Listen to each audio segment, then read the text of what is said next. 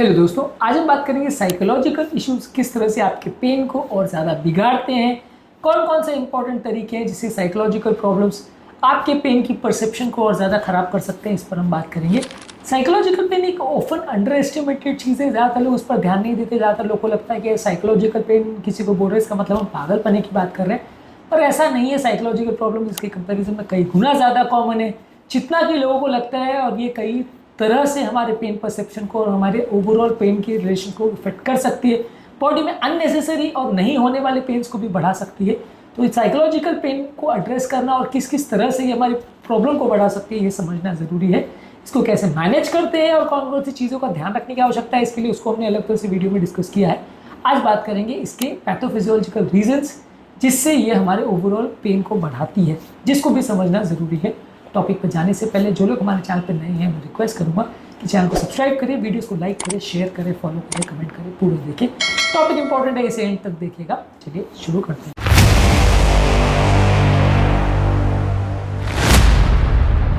सबसे पहले psychological pen में हमारे ब्रेन का पेन परसेप्शन बढ़ जाता है। क्रॉनिक रूप से जब मानसिक तनाव होता है, स्ट्रेस होता है, एंग्जाइटी होता है, डिप्रेशन होता है, तो हमारे पेन का थ्रेशोल्ड कम हो जाता है। बहुत सारी चीज़ें थोड़ा बहुत भी अगर हमको डिस्कम्फर्ट करती है तो हमको बहुत ज़्यादा इंटेंस लगने लगती है। मान ली किसी हमको टच भी किया तो हमको ऐसा लगेगा कि थप्पड़ मार दिया। मतलब एक एग्जांपल दे रहा हूँ कि जिस हिसाब से आपको ऐसा लगेगा कि आपका पेन का परसेप्शन बढ़ गया है। अगर आपको कोई सुई भी चुभी तो अगर आपको पेन ब्रेन ऐसा महसूस करेगा जैसे किसने चाकू मार दिया हो, कई गुना ज़्यादा एम्पलीफाई हो जाता है। ऑब्वियसली ये एग्जाम्पल्स एक्चुअल में सच्चाई नहीं है कि आपको चाकू मारे जैसा लगेगा या थप्पड़ मारे जैसा लगेगा, ऐसा नहीं होता है। पेन हमेशा डल एकिंग टाइप का ही पेन होता है, लेकिन कई गुना ज़्यादा आप उसको परसीव करोगे। एक छोटी सी बात भी आपको ज़्यादा विचलित करेगी।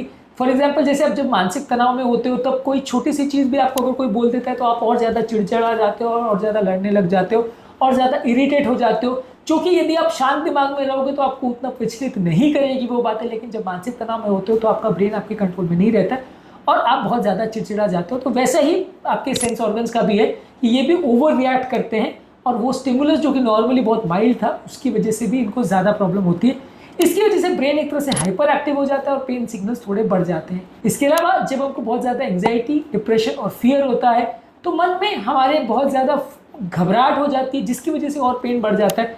पेन का डर अपने आप में पेन से और बुरा होता है। कई बार जैसे फॉर एग्जांपल हम इंजेक्शन के लिए जाने वाले हैं या हमको सुई लगेगी या हम एक माइनर सर्जरी के लिए जाने वाले हैं, चीरा लगने वाला है, तो वो डर ही हमें और विचलित करता है और वो डर की वजह से हम और ज़्यादा घबरा जाते हैं और पेन भी हमें बहुत ज़्यादा महसूस होता है। इनफैक्ट एक्चुअल में जब वो सुई हमको लगा के चला जाता है तो हमको लगता है कि यार फालतू ही हम डर रहे थे, लेकिन एक्चुअल में ये है कि आप पहले उसके बारे में सोच सोच के और डरने लगते हो। तो ये एक तरह का ओवर एक्सप्रेशन हो जाता है जिसकी वजह से और आपकी प्रॉब्लम्स बढ़ जाती है।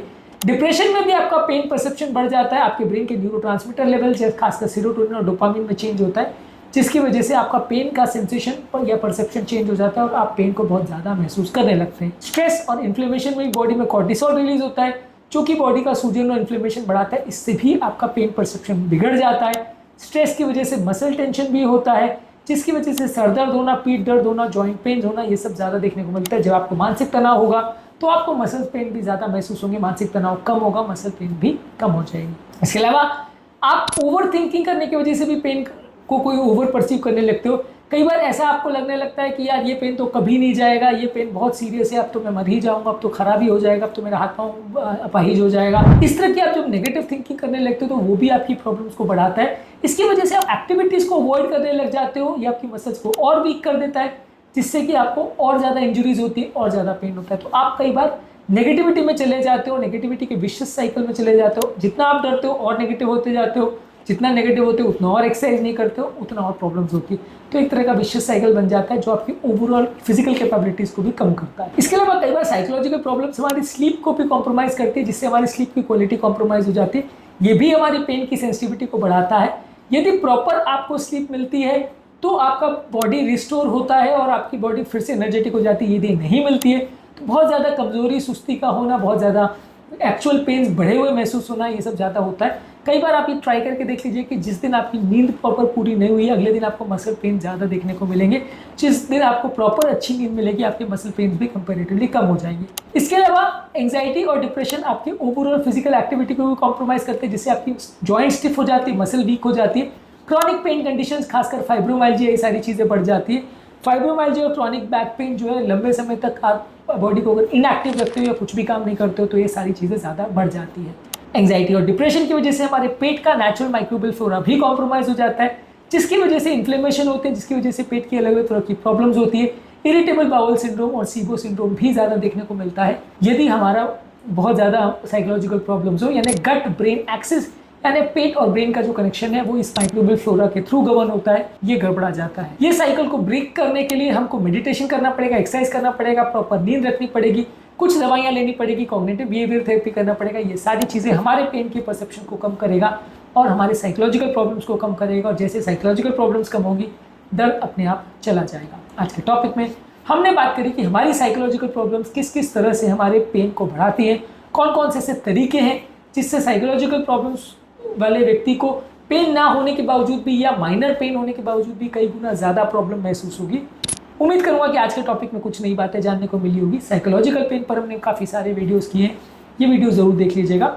टॉपिक एंड करने से पहले जो लोग हमारे चैनल पर नए हैं मैं रिक्वेस्ट करूँगा चैनल को सब्सक्राइब करें, वीडियोज़ को लाइक करें, शेयर करें, फॉलो करें, कमेंट करें, पूरा करें।